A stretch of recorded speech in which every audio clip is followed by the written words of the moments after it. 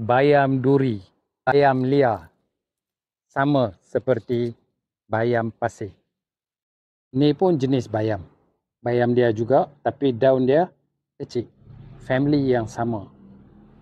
Dan kandungan mineral dalam ni. Magnesium tinggi, iron tinggi, zinc tinggi, bagus untuk lelaki, bagus untuk wanita.